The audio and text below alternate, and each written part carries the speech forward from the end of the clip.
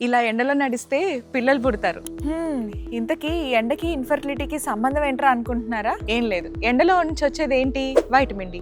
So vitamin D అనగానే bones ఒకటే గుర్తొస్తాయి కదా, కానీ వైటమిన్ డికి ఉమెన్స్ ఫర్టిలిటీలో కూడా చాలా ఇంపార్టెంట్ రోల్ ఉంది. So vitamin D has many effects.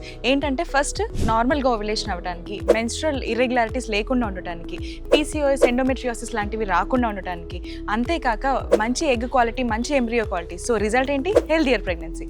So అంతేకాక ప్రెగ్నెన్సీలో వచ్చే చాలా డిసీజెస్ కూడా వైటమిన్ డి లెవెల్స్ కరెక్ట్గా ఉంటే అవి రాకుండా హెల్ప్ చేస్తుంది అనమాట. సో ఇంత ఇంపార్టెంట్ వైటమిన్ డిని మీకు నచ్చినట్టు వేసేసుకుంటున్నారు కదా, ఎప్పుడు గుర్తొస్తే అప్పుడు. మేడం 8 డోసులు ఇచ్చారు, 10 డోసులు ఇచ్చారు, సంబంధం లేకుండా ఎప్పుడు గుర్తొస్తే అప్పుడు వేసేసుకుంటున్నారు కదా.